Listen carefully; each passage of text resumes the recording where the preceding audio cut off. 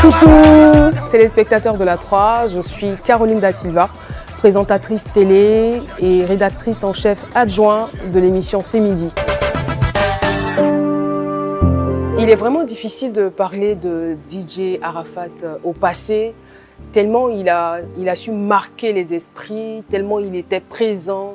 DJ Arafat avait la rage de vaincre et ça tout le monde le savait.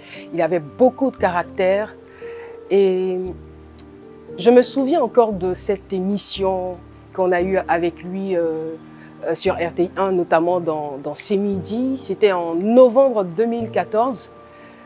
C'était une émission, je dirais, plus que formidable, une émission extraordinaire. Il y avait à l'intérieur toute la magie de la télé. Alors, il faut dire que ce jour-là, on a découvert un autre Arafat. C'était un Arafat beaucoup plus docile, beaucoup plus sociable et au-delà donc de ce caractère ou de cette casquette de bad boy qu'il aimait arborer, on voyait un autre Arafat qui était le frère, qui était l'ami, qui était l'époux de Carmen. Juste pour rire, mais pour dire que c'était une émission vraiment spéciale. Et c'était dans une période où il était en froid avec sa mère. Et C'est Midi et RTI1, dans leur mission de chaîne qui rassemble, nous avons décidé de les réconcilier à travers cette émission. Et c'était des moments très très forts. C'était la célébration du pardon, la célébration de la réconciliation, la célébration de l'amour.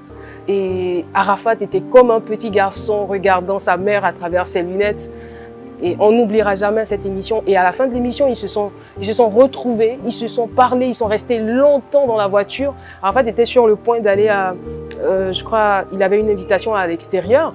Et il a parlé longuement. Et nous, on était trop contents. L'émission s'était super bien passée. Il a joué le jeu sur toute la ligne. C'est là qu'on a vu la création de la Caro Gang, dont je suis la présidente.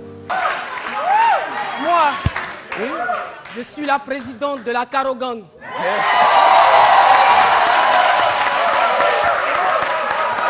Moi, je suis le big boss de la Yoro Gang. D'accord.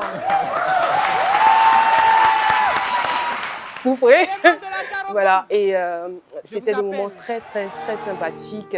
On a vu le public de C'est Midi, public assez cosmopolite. Il y avait des Français, des Métis, des Africains noirs.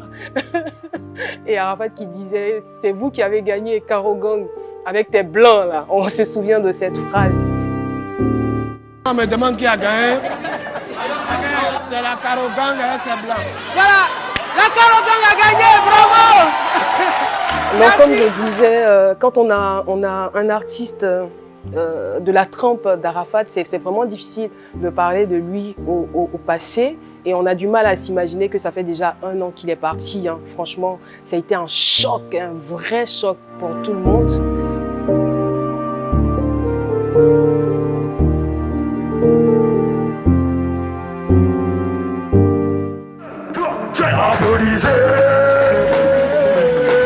Il est pas mort, il est dans mes barreaux.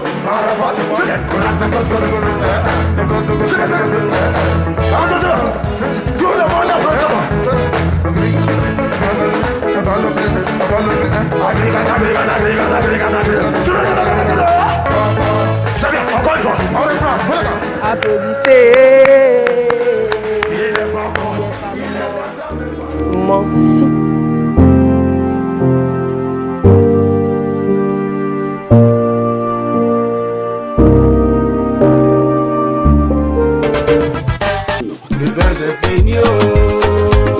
Grand chef, le saisonnier. On le traite d'inconscient, on dit petit l'impoli. Vanessa Fichon. Il est jaloux, il aime trop clasher ses amis. Et pourtant, un DJ avait déjà tout compris au showbiz. Car c'est grâce à ces gains musicales que les autres se sont mis au travail. Et c'est ça qui a permis au coupé décalé d'avoir un niveau pas possible. Mais comme il était mal compris, il s'est créé beaucoup d'ennemis. Oh. Mais ne dit-on pas que le vrai bonheur on apprécie lorsqu'on a perdu. Je vous le disais, la Côte d'Ivoire pleure son fils. DJ Arafat est mort. La légende ivoirienne du coupé décalé s'est éteinte à l'âge de 33 ans. Duc de Paris. Je vous avais promis un concert au San Félix ou Bonne-Boigny. Ali le douanier. Ce vendredi-là, vous êtes venus nombreux. Et pendant que je chantais, vous ne m'entendiez pas parce que mon micro était fermé.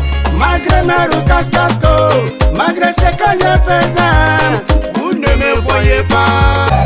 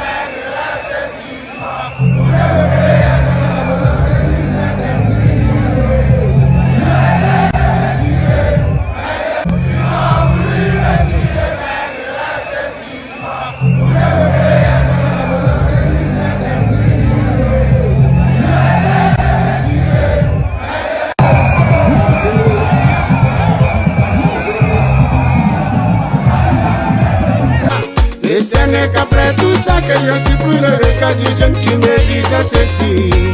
Yara